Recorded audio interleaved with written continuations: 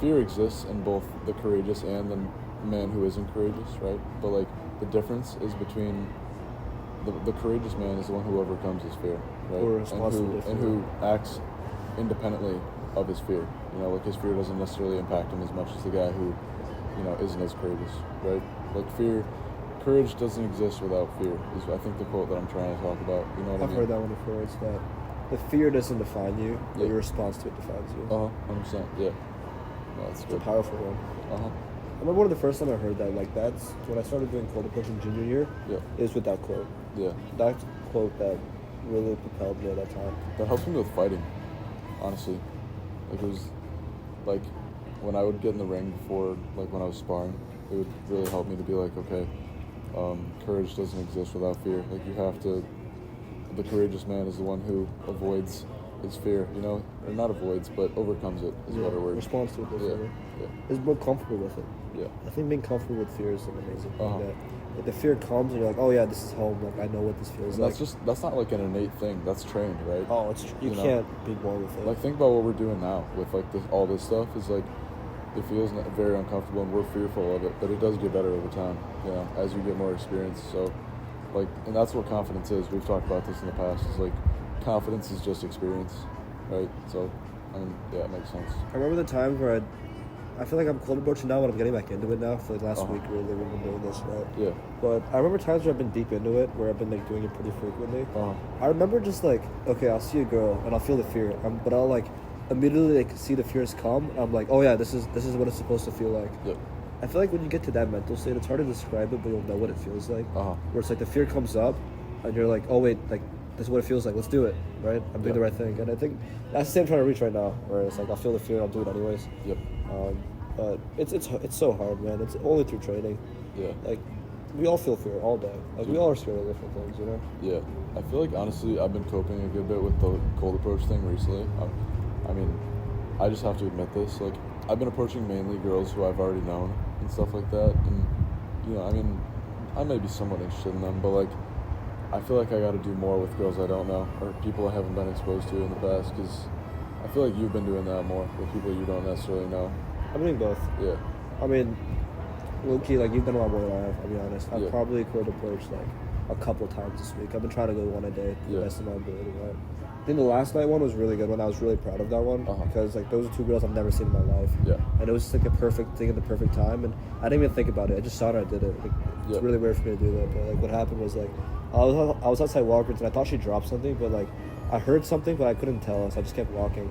Yeah. But then, like, she's behind me, right? And then she's like, wait, did I drop something? I turn around, I'm saying, yeah, I think I heard something over there. And I go back with her and help her try to find it. Yeah. And then I find it in some crack somewhere, and she's, like, happy that I found it for her. And then, like, Uh-huh. I just walk back with the two of them. Yeah. It's pretty good conversation. Like, I feel like that's so much, like, right at the moment. I had the feeling, I just did it, you know? Yeah. And I think that's sort of access. And those were two people I didn't know. But, Yeah. again, like, some of the times I've told you, like, why'd you do this cold approach? Like, a lot of times, like, it's maybe someone I knew, like, one person was someone I knew as well. Uh-huh. And then it's just like sometimes it was easy. I think when it's hard, like we both kind of been coping in different ways. Is what I'm trying to say. Like we both really struggle with it, but I think the thing I see in you a lot that I'm also trying to do is like you have a really good self-awareness.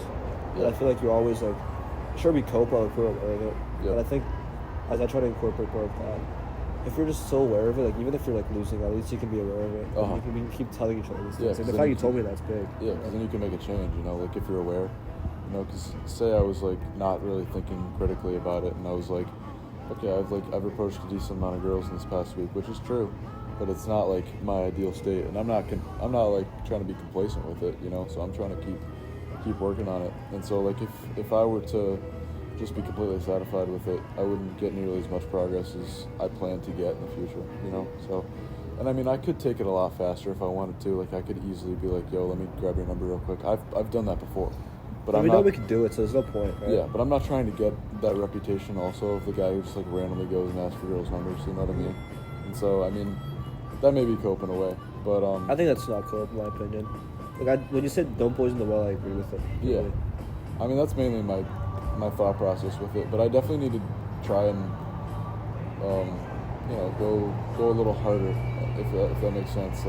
Like try and go for the outcome a little bit more because I feel like I've been focused so much on outcome independence that I haven't been trying to get any outcome. You know? It's an interesting one. I mean, at some point you're gonna be cold approaching like so frequently that you're like, why am I not getting anything? Then you'll start to Yeah. make sense. I guess you want to be comfortable first, but Yeah. I think if your intuition is telling you that, then there's probably some truth in it. Yeah. And maybe for you, like that was cope, like don't poison the well was cope. Maybe you should go for more outcomes. And if you think about it more and it becomes intuitive sense for you, I say do it. Yeah. I think for me, where I'm at, it's like I can know by the tone of the conversation if I want to go through with it or not. Right? Like there was a girl I cold approached like 2.5 weeks ago.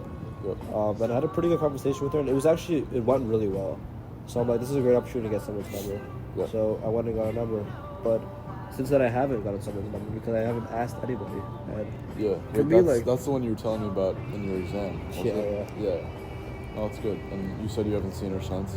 no, I've seen her once. I said hi to her, but Yes.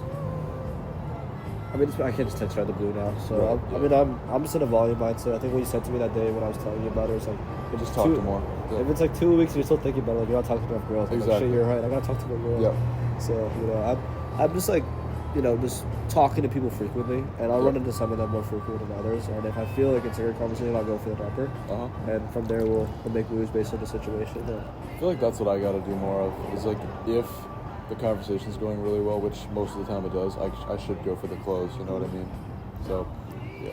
like yesterday, I could just feel that like, they were friendly with me, but I wasn't like super interested in them in the first place. Like, they were Yeah. attractive, but like they were like super attractive at the point where like I try to push that. But it was like Yeah. me practicing, talking to people. But Uh-huh. there's definitely times like at least once a week you'll feel it. Like Yeah. maybe you can make that goal for yourself like once a week and go for a number. Once a week, try and Or, go like, for a number. Maybe That's start that's with a great that. thing. Yeah. You know, That's a great idea.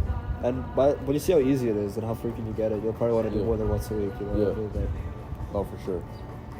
Because I mean, I used to do that exclusively in high school. I'd go to the mall with I don't my think friends. that's good, in my opinion. Yeah. No, it's definitely not good. It's not good to go and exclusively go for the number. It's like it's fucking cringe, bro. It Just is. like walking around trying to go for numbers. It should be part of your daily life, and that's like And that's what we've been doing. that's the revelation we've been making. Is like don't go to a specific area just to talk to people. That's weird. Incorporate it in your daily life. Like be a normal human. And if you're you know? interesting, you'll see them all the time. Yeah. You're doing interesting shit, probably. Exactly. You know? Like it's only because in high school the only reason I was doing that is because I was doing nothing else. Start doing something I would go to the else. gym and study, and then I wouldn't be going on these crazy adventures and stuff. You know what I mean? Yeah. Like I wouldn't be going. Like now I go to the IM, I go to the hot tub, I go to the gym every day. Like I'll go eat at Mojo with you, whatever. Plenty of adventures to go. You know what I mean? Like I wouldn't go on any adventures, and now I'm doing that more. So it's like you gotta have more of a life, right? And we've been talking about that. It's a harsh truth, but Yeah. Uh-huh. Oh, you gotta have a life that people would want to join. Like why? Like that's one of the most important things I feel like for girls is like you gotta have a reason for them to join your life, or there has to be something there for them. Because why would they? Think about it logically. Like why would they pick you? There has to be reasons. You can't just expect it because that's like entitlement. And that's like being entitled to that. No one's entitled to that. You know what I mean? Yeah. So like there's got to be reasons. You got to provide value. You got to be in good shape. Take care of yourself. Right? I think everyone is secretly really, really bored. Yeah. I think 95% of people are really bored with life. Yeah. And they secretly really want to go on an adventure. Everyone copes though. And I'm not even talking about girls in this case. Like, 95% of guys, 95% of girls, they all want to go on an adventure, but they're coping and they don't want to, and they're too comfortable. Yeah. If you come in their life and give them an adventure, like they'll want to come for the ride.